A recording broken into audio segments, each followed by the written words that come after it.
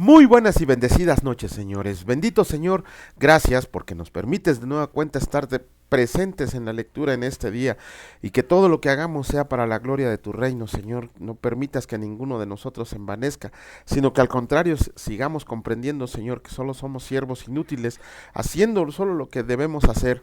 Te agradecemos, Señor, y te pedimos que en este tiempo nos acompañes en la lectura como siempre lo haces y sobre todo que sea una lectura fluida y de comprensión para cada uno de nosotros. Bendito eres, Señor, siempre y por siempre. Amén. Muy buenas noches, señores. Bienvenidos otra vez. Ya estamos aquí. Ya estamos, gracias a Dios, ya estamos saliendo de la gripa que nos estaba quejando. Ya nada más nos queda la voz extraña y tantita tos. Pero vamos para adelante. Vamos a comenzar con la reflexión que hace nuestro hermano Raimundo acerca del versículo diario que fue del libro de los Hechos, capítulo 2, versículo 38, y escrito está: Pedro les dijo: arrepiéntanse y bautícese cada uno de ustedes en el nombre de Jesucristo, para perdón de los pecados, y recibirán el don del Espíritu Santo. La verdad absoluta nos dirige con esta acción a todos a ejecutarla, ya que todos podemos sentirla por ser un don otorgado por el Eterno, y que con toda libertad podemos elegirla sí o no por el libre albedrío, ya que se convertirá en una causa común que nos enfocará a experimentar señales, prodigios y maravillas que serán eternas para bien, y que de forma unánime agradeceremos con adoración y alabanza al Eterno, instándonos a orar y anunciar las nuevas de salvación con diligencia y entusiasmo, viviendo lo que escrito está. Cuando hubieron orado, el lugar en que estaban congregados tembló, y todos fueron llenos del Espíritu Santo y hablaban con denuedo la palabra de Dios. Hechos 4:31. Aleluya. Bueno, este famoso versículo que entre tantos cristianos causa divisiones, ¿no? A veces es increíble cómo algo tan sencillo como el bautismo puede haber fariseos, porque esa es la palabra, fariseos, que quieren o pretenden educar por encima de lo que dijo la palabra, de lo que dice la palabra de Dios. Pero bueno, llegaremos el momento de tocar el bautismo cuando veamos el Evangelio de Marcos, o si se nos atraviesa antes, pues antes lo haremos. Y continuamos con la lectura del libro de Génesis. En esta ocasión iniciamos con el capítulo 9 y escrito está: Pacto de Dios con Noé. Bendijo Dios a Noé y a sus hijos y les dijo: fructifiquen y multiplíquense y llenen la tierra. En el temor y el miedo de ustedes estarán sobre todo animal de la tierra y sobre toda ave de los cielos, en todo lo que se mueva sobre la tierra y en todos los peces del mar. En su mano son entregados. Todo lo que se mueve y vive les será para mantenimiento, así como las legumbres y plantas verdes las he dado todo. Pero carne con su vida, que es su sangre, no comerán, porque ciertamente demandaré la sangre de sus vidas. De mano de todo animal la demandaré, y de mano del hombre, de mano del varón su hermano, demandaré la vida del hombre. El que derrame sangre de hombre, por el hombre su sangre será derramada, porque a imagen de Dios es hecho el hombre. Mas ustedes fructifiquen y multiplíquense, procreen abundantemente en la tierra y multiplíquense en ella. Y habló Dios a Noé y a sus hijos con él, diciendo: he aquí yo establezco mi pacto con ustedes y con sus descendientes después de ustedes, y con todo ser viviente que está con ustedes, aves, animales, y toda bestia de la tierra que está con ustedes, desde todos los que salieron del arca hasta todo animal de la tierra. Estableceré mi pacto con ustedes y no exterminaré ya más toda carne con aguas de diluvio, ni habrá más diluvio para destruir la tierra. Y dijo Dios: esta es la señal del pacto que yo establezco entre mí y ustedes y todo ser viviente que está contra ustedes, por siglos perpetuos. Mi arco he puesto en las nubes, el cual será por señal del pacto entre mí y la tierra. Y sucederá que cuando haga venir nubes sobre la tierra, se dejará ver entonces mi arco en las nubes, y me acordaré del pacto mío que hay entre mí y ustedes y todo ser viviente de toda carne. Y no habrá más diluvio de aguas para destruir toda carne. Estará el arco en las nubes y lo veré y me acordaré del pacto perpetuo entre Dios y todo ser viviente, con toda carne que hay sobre la tierra. Dijo pues Dios a Noé: esta es la señal del pacto que he establecido entre mí y toda carne que está sobre la tierra. Embriaguez de Noé. Y los hijos de Noé que salieron del arca fueron Sem, Cam y Jafet, y Cam es el padre de Canaán. Estos tres son los hijos de Noé, y de ellos fue llena toda la tierra. Después comenzó Noé a labrar la tierra y plantó una viña, y bebió del vino y se embriagó, y estaba descubierto en medio de su tienda. Y Cam, padre de Canaán, vio la desnudez de su padre y lo dijo a sus dos hermanos que estaban afuera. Entonces Sem y Jafet tomaron la ropa y lo pusieron sobre sus propios hombros, y andando hacia atrás cubrieron la desnudez de su padre, teniendo vueltos sus rostros, y así no vieron la desnudez de su padre.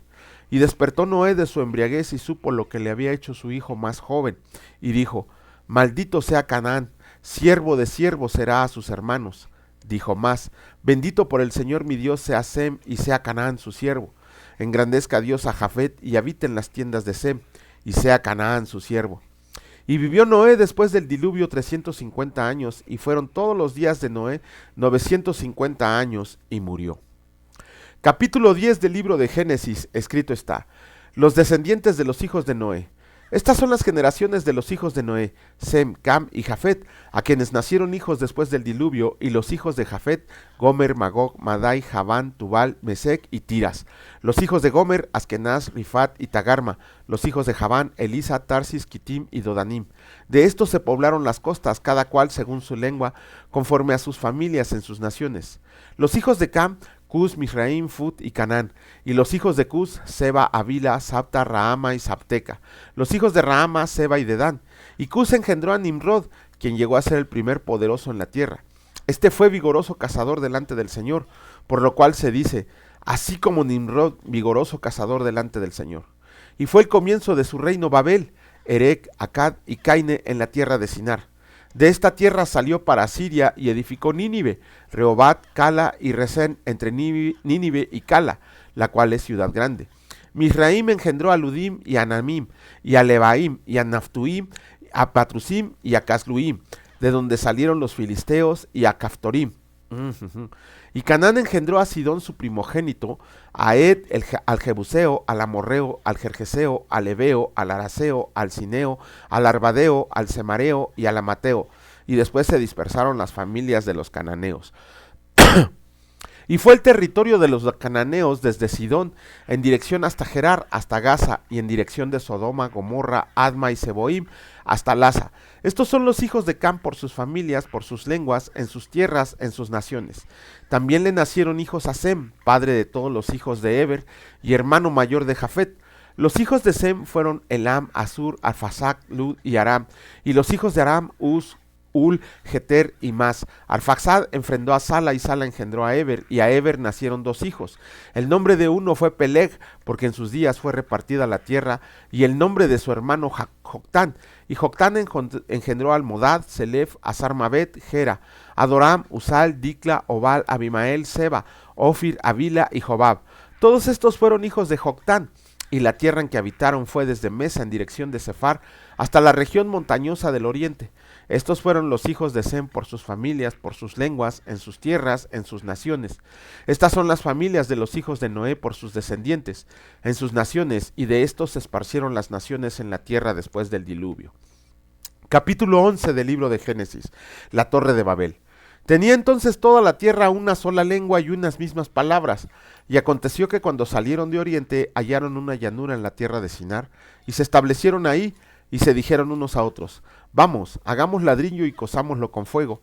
Y les sirvió el ladrillo en lugar de piedra, y el asfalto en lugar de mezcla. Y dijeron: vamos, edifiquemos una ciudad y una torre, cuya cúspide llegue al cielo, y hagámosle un nombre por si fuésemos esparcidos sobre la faz de la tierra. Y descendió el Señor para ver la ciudad y la torre que edificaban los hijos de los hombres. Y dijo el Señor: he aquí el pueblo es uno, y todos estos tienen un solo lenguaje, y han comenzado la obra, y nada les hará desistir de lo que han pensado hacer. Ahora pues, descendamos y confundamos ahí su lengua, para que ninguno entienda el habla de su compañero. Así los esparció el Señor desde ahí sobre la faz de la tierra, y dejaron de edificar la ciudad. Por esto fue llamado el nombre de ella Babel, porque ahí confundió el Señor el lenguaje de toda la tierra. Y desde ahí los esparció sobre la faz de toda la tierra. Los descendientes de Sem. Estas son las generaciones de Sem. Sem, de edad de 100 años, engendró a Arfaxad 2 años después del diluvio, y vivió Sem después que engendró a Arfaxad 500 años y engendró hijos e hijas. Arfaxad vivió 35 años y engendró a Sala, y vivió Arfaxad después que engendró a Sala 403 años y engendró hijos e hijas. Sala vivió 30 años y engendró a Eber, y vivió Sala después que engendró a Eber 403 años y engendró hijos e hijas. Eber vivió 34 años y engendró a Peleg. Y vivió Eber después que engendró a Peleg 430 años y engendró hijos e hijas. Peleg vivió 30 años y engendró a Reu. Y vivió Peleg después que engendró a Reu 209 años y engendró hijos e hijas. Reu vivió 32 años y engendró a Serug. Y vivió Reu después que engendró a Serug 207 años y engendró hijos e hijas. Serug vivió 30 años y engendró a Nacor. Y vivió Serug después que engendró a Nacor 200 años y engendró hijos e hijas. Nacor vivió 29 años y engendró a Taré. Y vivió Nacor después que engendró a Tared 119 años y engendró hijos e hijas. Taré vivió 70 años y engendró a Abraham, a Nacor y a Harán. Los descendientes de Taré. Estas son las generaciones de Taré. Taré engendró a Abraham, a Nacor y a Harán. Y Harán engendró a Lot. Y murió Harán antes que su padre Taré en la tierra de su nacimiento, en Ur de los Caldeos. Y tomaron a Abraham y Nacar para sí mujeres. El nombre de la mujer de Abraham era Sarai, y el nombre de la mujer de Nacor, Milca, hija de Aram, padre de Milca y de Isca. Mas Sarai era estéril y no tenía hijo. Y tomó Taré a Abraham su hijo, y a Lot, hijo de Harán, hijo de su hijo, y a Sarai su nera, mujer de Abraham su hijo, y salió con ellos de Ur de los Caldeos para ir a la tierra de Canaán. Y vinieron hasta Harán y se quedaron ahí. Y fueron los días de Taré 205 años y murió Taré en Harán. Bueno, mucha información la que se nos dio en estos capítulos. Vamos a hacer un comentario rápidamente. Miren, les ofrecemos una disculpa por no explayarnos en los comentarios, porque por el tiempo más que nada, para no aburrirlos tanto tiempo. Pero de verdad, si quieren que nos ¿cómo decir? Que nos expandamos más en algún versículo, en algún capítulo, con todo el gusto del mundo lo hacemos. Inclusive hacemos un video especial de esa duda que tienen. Ya nos ha tocado que hemos hecho videos, ya nos ha tocado que hemos contestado por correo, que hemos contestado por mensaje. Todo aquellas dudas, inquietudes a nosotros nos sirve muchísimo para seguir estudiando la palabra de Dios. Eso es lo que les pedimos, por favor. Si sienten que queda alguna duda, si sienten que queda alguna confusión, con todo el gusto del mundo escríbanos y lo comentamos. Sirve que nos apoyan compartiendo el video y regalándonos un like para todo esto. Vamos a comenzar. En el capítulo 9 vemos el pacto de Dios con Noé, el famoso pacto noético. ¿Qué significa este pacto? Porque va a haber más, va a haber el pacto con Saúl, el pacto con David, el pacto con Abraham, va a haber varios pactos. Son como 6 o 7 pactos, pero aquí tenemos el primero de ellos. También estuvo ya el pacto adánico. Aquí tenemos el pacto noético. Este pacto nos está diciendo el Señor que es es la promesa del Señor para no volver a destruir la tierra por un diluvio. Si nosotros leemos Daniel y leemos Apocalipsis, vamos a darnos cuenta que cuando el Señor venga a hacer la guerra contra sus enemigos, no va a ser por medio de agua. Creo que va a estar un poquito peor, porque va a ser fuego del cielo, granizo del cielo, pero por agua no va a ser. ¿Cómo va a ser que el Señor confirma ese pacto con Noé? Por medio del arco iris. Ajá, ese arco iris que vemos nosotros y que lo podemos explicar de manera científica, de manera física, ¿por qué aparece ese arco iris? Por la refracción de la luz en las nubes. Bueno, ese aún así sea una refracción de luz, es la señal de Dios que le dio a Noé para recordarle que jamás volvería a destruir la humanidad por agua. Ahora bien, ese símbolo tan hermoso que dio el Señor como confirmación del pacto es ahora muy mal utilizado por las ideologías perversas que hay en esta tierra. La única, ¿cómo decirlos? La evidente ignorancia tan solo de biología, ciencia y conocimiento de la palabra de Dios es que aunque quisieron burlarse del arco iris, les falta un color. Pobrecitos ellos que no saben ni siquiera cómo burlarse correctamente de la fe y la creencia de algunos, y que el Señor obviamente no permitió que ese cosilla que utilizan no sea el pacto que Él utilizó para recordarnos que nunca volverá a destruir la tierra por medio de agua. Y luego aquí vemos algo un poquito extraño en el mismo capítulo 9, la embriaguez de Noé. Si ustedes recuerdan, los hijos de Cam, la descendencia de Cam es el pueblo de Canaán. Obviamente, cuando leamos Éxodo, cuando leamos el libro de Josué, desde aquí el Señor está diciendo que la tierra que le va a prometer, lo vamos a ver más adelante a Abraham, es la tierra de Canaán, aunque él no lo sabía todavía el nombre. Pero vemos que Josué fue el encargado de conquistar la tierra de Canaán. Esa es la maldición que pesaba sobre Cam al decirle que iba a ser siervo de sus hermanos. ¿Por qué? Porque vio desnudo a su padre. Miren, aquí realmente como que queda la duda acerca de que, bueno, pues, nosotros, bueno, yo tuve la fortuna de no tener un padre alcohólico. No, él nunca fue alcohólico, jamás lo vi 2 veces tomado, pero jamás, así en estas actitudes de quedarse dormido y andar haciendo desfiguras. Pero aquellos que han tenido el infortunio de tener un padre alcohólico, vemos que hacen muchos desfiguros, ¿no? Y aquí vemos que Noé se embriagó, o sea, esa es la palabra, se embriagó, se emborrachó. ¿Y qué hizo Cam? Dice la palabra que lo vio de frente. Ajá, y fue a decirle a sus hermanos. Aquí hay bueno, hay varias versiones, pero las dos más, digamos, que tienen más adeptos para seguir por qué fue tanta la maldición sobre Cam, son dos. La primera de ellas que probablemente Cam haya abusado de su papá, abusado de manera sexual de su papá, cometiendo un acto de homosexualidad. No creemos que haya sido así. Bueno, yo no me apego mucho a esa teoría porque no hay evidencia en la palabra de Dios. Lo que sí podemos, la teoría que más acertada es que probablemente Cam se burló de su papá, de su desnudez y de su embriaguez, y fue a decirle a sus hermanos para que también sus hermanos se burlaran de su papá. Sin embargo, sus hermanos, muy inteligentemente y sobre todo respetuosamente a la figura paternal, caminaron de espaldas y lo cubrieron. Y cuando Noé se despertó y vio lo que habían hecho sus 2 hijos y el otro Cam, obviamente la maldición fue sobre Cam. Si vemos la tierra de Canaán, la tierra prometida, la tierra que Dios les dio al pueblo hebreo, es la tierra que había fundado Cam. Ajá, entonces por eso le dice que la descendencia de Cam serán siervos de los otros 2 hijos de Noé. Esa es la más acertada.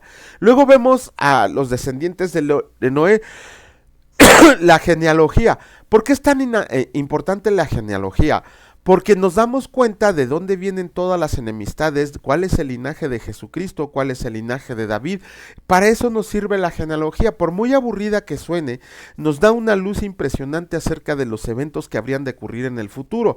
Si ustedes se fijan, de la descendencia de Cam, están en los siguientes versículos, de la descendencia de Cam, ¿dónde está? ¿Dónde está? Aquí lo leímos o fue en el otro. Aquí está, miren. Fíjense lo que dice, el hijo de Cam se llamaba Canaán. Y fíjense quiénes son todos los descendientes de Canaán: Jebuseos, Amorreos, Gergeseos, Heveos, Araseos, Cineos, Arvadeos, Emareos, Amateos, todos ellos enemigos jurados del pueblo de Israel. Si no, cuando leamos Samuel, Crónicas, Reyes, toda la historia de Israel, los libros históricos, no, vamos a ver que todos estos cuates eran enemigos jurados del pueblo de Israel y más pueblos que se fueron formando con otras situaciones, Amón, Edom, todas esas, aquí se ve de dónde salieron. De hecho se ve que Nimrod funda Nínive, la capital del imperio asirio que tanto odiaba a Israel. Aquí está la explicación. Por eso es tan importante que prestemos atención a la, ¿cómo se llama?, a la genealogía. Aquí les puse una nota al pie de página que el nombre de uno fue Peleg porque en sus días fue repartida la tierra. Peleg significa precisamente división. También no sabemos si fue, y no me tachen de fanático, pero no sabemos si fue el temblor que separó los continentes o que fue un temblor que separó, un temblor tan fuerte que a lo mejor no hemos sentido uno igual. Luego venimos aquí al capítulo 11 con el famoso episodio de la Torre de Babel. Sabemos que todos descendientes de Noé obviamente tenían una misma lengua y eso fue aprovechado por todos ellos para crear una torre que llegara hasta el cielo. Dios no tuvo temor de que la torre llegara al cielo, era imposible, de por sí era imposible que llegara al tercer cielo donde habita Dios. Ajá, no, Pablo habla de los 3 cielos. Ajá, era imposible que llegaran. Lo que está pasando en esta situación, miren, tomemos como ejemplo cuando nosotros nos juntamos con personas, vamos a suponer, tenemos dos grupos de amigos. Tenemos el grupo de la congregación, el grupo de amigos cristianos, el grupo de hijos de Dios, y con ellos platicamos cosas bíblicas y nos entendemos y debatimos y platicamos versículos. Pero luego muchos de nosotros vamos y nos entregamos al mundo con nuestros amigos del mundo, y ahí chistes vulgares hacemos, palabras obscenas contra las mujeres. O sea, como hablamos el mismo idioma, nos entendemos con uno de ellos. Entonces imagínense este pueblo que estaba en una misma lengua, ¿qué iba a pasar? Que de nueva cuenta se iba a degenerar todo, hijos de Dios y hombres terrenales comunes y corrientes. Por eso el Señor dice, no, yo tengo que preservar mi plan de salvación y tengo que elegir a mi pueblo amado. Por eso les voy a hacer, en ese momento nacieron los idiomas. De hecho, la palabra confundir en hebreo se pronuncia balal, que significa precisamente eso, confundir. De ahí nacen todos los idiomas. Dirán algunos lenguas, no, idiomas, cada gente empezó a tener su propio idioma. Y ya después vemos los descendientes de Sem, el tercer hijo de Adán. Y a grandes rasgos eso es lo que podemos deducir, o que podemos sacar un punto de reflexión de los capítulos del día de hoy de Génesis. Vamos a continuar con la lectura del capítulo 4 del Evangelio de Mateo, y escrito está. Dice la palabra: tentación de Jesús. Entonces Jesús fue llevado por el Espíritu al desierto para ser tentado por el diablo. Y después de haber ayunado 40 días y 40 noches, tuvo hambre. Y vino a él el tentador y le dijo: si eres hijo de Dios, di que estas piedras se conviertan en pan. Él respondió y dijo: escrito está, no solo de pan vivirá el hombre, sino de toda palabra que sale de la boca de Dios. Entonces el diablo le llevó a la santa ciudad y le puso sobre el pináculo del templo y le dijo: si eres hijo de Dios, échate abajo, porque escrito está, a sus ángeles mandará acerca de ti, y en sus manos te sostendrán, para que no tropieces con tu pie en piedra. Jesús le dijo: escrito está también, no tentarás al Señor tu Dios. Otra vez le llevó el diablo a un monte muy alto y le mostró todos los reinos del mundo y la gloria de ellos, y le dijo: todo esto te daré si postrado me adoras. Entonces Jesús le dijo: vete, Satanás, porque escrito está, al Señor tu Dios adorarás y a él solo servirás. El diablo entonces le dejó, y aquí vinieron ángeles y le servían. Jesús principia su ministerio. Cuando Jesús oyó que Juan estaba preso, volvió a Galilea, y dejando a Nazaret vino y habitó en Capernaum, ciudad marítima, en la región de Zabulón y de Neftalí, para que se cumpliera lo dicho por el profeta Isaías cuando dijo: tierra de Zabulón y tierra de Neftalí, camino del mar al otro lado del Jordán, Galilea de los gentiles. El pueblo asentado en tinieblas vio gran luz, y a los asentados en región de sombra de muerte luz les resplandeció. Desde entonces comenzó Jesús a predicar y a decir: arrepiéntanse, porque el reino de los cielos se ha acercado. Andando Jesús al mar de Galilea, vio a dos hermanos, Simón llamado Pedro y Andrés su hermano, que echaban la red en el mar porque eran pescadores, y les dijo: vengan en pos de mí, y los haré pescadores de hombres. Ellos entonces, dejando al instante las redes, le siguieron. Pasando de ahí, vio a otros dos hermanos, Jacobo hijo de Zebedeo y Juan su hermano, en la barca de Zebedeo su padre, que remendaban sus redes, y los llamó. Y ellos, dejando al instante la barca y a su padre, le siguieron. Y recorrió Jesús toda Galilea, enseñando en las sinagogas de ellos y predicando el evangelio del reino, y sanando toda enfermedad y toda dolencia en el pueblo. Y se difundió su fama por toda Siria, y le trajeron todos los que tenían dolencias, los afligidos por diversas enfermedades y tormentos, los endemoniados, lunáticos y paralíticos, y los sanó. Y le siguió mucha gente de Galilea, de Decápolis, de Jerusalén, de Judea y del otro lado del Jordán. ¡Wow! Otra vez, las tentaciones de nuestro Señor Jesús. Ok, tenemos que ver aquí una cosa un tanto importante. Primero que nada, Satanás se sabe la Biblia de memoria. Desde Génesis 1:1 hasta Apocalipsis 22:21, Satanás se la sabe de memoria. Nosotros como cristianos, Satanás no nos puede poseer. Esas iglesias que enseñan que un espíritu inmundo puede poseer a un cristiano, ni siquiera son salvos sus pastores. ¿Por qué? Si dice la palabra que el Espíritu de Dios mora en nosotros, ¿cómo Dios podría permitir que demonios habitaran junto a él? Esa es una verdadera tontería. Las iglesias que les enseñan que un cristiano hijo de Dios puede ser poseído, salgan corriendo de ahí, porque ni siquiera esos pastores son salvos, para empezar. Pero lo que sí puede hacer Satanás y los demonios es susurrarnos al oído, incitarnos al pecado, engañarnos. Nos puede poner al borde del precipicio, pero jamás podría aventarnos. Lo que sí puede hacer es engañarnos para que nosotros nos aventemos. Entonces, Satanás se sabe la palabra de Dios de memoria se la sabe. Tan es así que utilizó la palabra de Dios para atacar a nuestro Señor y Salvador.